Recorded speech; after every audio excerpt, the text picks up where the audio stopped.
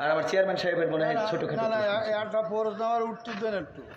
আপনারা সারা বাংলাদেশে হুজুর নাম করা হুজুর কজন? মোবাইলে দেখলাম যে 5 জনের 5 রকম মত এই নামাজে।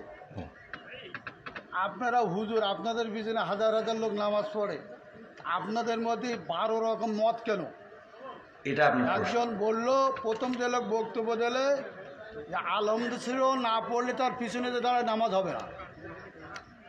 আচ্ছা, মানে এখন মূল প্রশ্ন হলো আমাদের মত এত বেশি কেন? এইটা এত মত বক্তব্য দিচ্ছেন, হ্যাঁ সব শুনলাম, আমাদের মধ্যে দ্বিধাবন্ধ পাড়াইকে দিচ্ছেন তো আপনারা। একজন বলল যে নামাজ হবে না, আচ্ছা আদৌ হবে না, আচ্ছা তিনি খুব নাম করা হতো, 5 জনের মধ্যে তিনি প্রথম। আচ্ছা, 2 জন বললো আদৌ নামাজ হবে না, পিছনে আরামদের সুরা যদি না পড়ে। আচ্ছা, তারপরে একজন বললো না আরামদের পড়া যাবে না, একজন যখন জোরে ইমাম পড়বে তখন পিছনে পড়ার কোনো যুক্তি নেই। আচ্ছা, 5 জনের 3 জন একমত, 2 জন একমত, আমরা কোন পথে যাবো?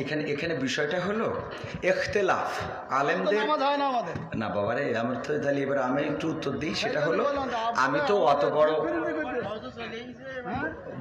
বড় হুজুর এই বিষয়ে বড় হুজুর উত্তর দিক নাকি?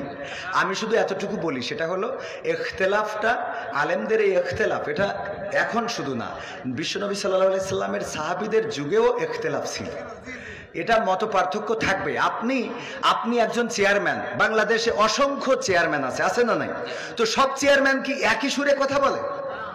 বলেন, চেয়ারম্যান ইসলামের মধ্যে ভেদাভেদ হবে কেন? চেয়ারম্যানই করে এক জিনিস আর ইসলাম এক জিনিস। চেয়ারম্যান আর ইসলামের মধ্যে আপনারা তো বুঝাইতে পারবেন না। আমি যদি বলি, যেমন আপনি একজন আলহাজ মানুষ, দেখেন আপনি সব বাদ দেন, ইসলামের বেসিক কিছু নিয়ম আছে। ইসলামের কোনো সম্পর্ক না। আচ্ছা, ইসলামের তো আপনি হজটা করেছেন, তাই না? হজ করেছেন না? আমি যে প্রশ্ন আপনার কোনা বেগান 600 লোক আছে, আপনি সঠিকভাবে উত্তর সঠিকটা আপনি তো উত্তরের আগেই তো বকর করতেছেন। আমার উত্তরটা দিতে দেন, আমার কথা তো বলতে দেবেন। তা বলতে না দিলে আমি কি করে বুঝাবো? ফালতু কথা বলিছেন, বলো খবরদার। ল্যাঙ্গুয়েজ সোজা করেন না, সোজা করে দেবো কিন্তু একদম বলো। ল্যাঙ্গুয়েজ সোজা করে বলেন। আমি বলছি আমার কথা তো বলতে দেবেন। ল্যাঙ্গুয়েজ সোজা করে দেবো কিন্তু একদম। বিয়াদব লোক কম নাগার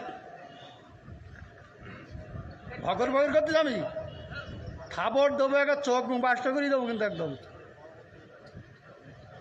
আমি প্রশ্ন করলাম যে একজন লোক বলছে যে আলহামদুলিল্লাহ নামাজ পড় না, শুরু না বললে নামাজ হবে না, ফালতু করতেছি। আমি বলছি আমার উত্তরটা কোন জায়গায় কি বলতে জানি যাই, বুকাতে কি লেগে পড়ে জানি যাই, কম নাগার।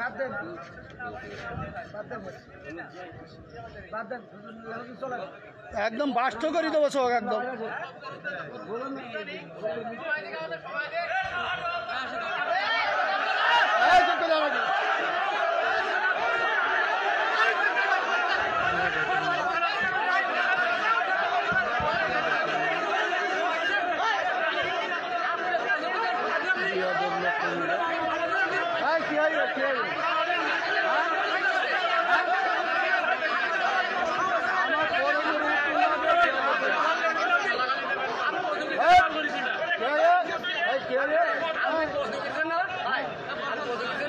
সে বলছে না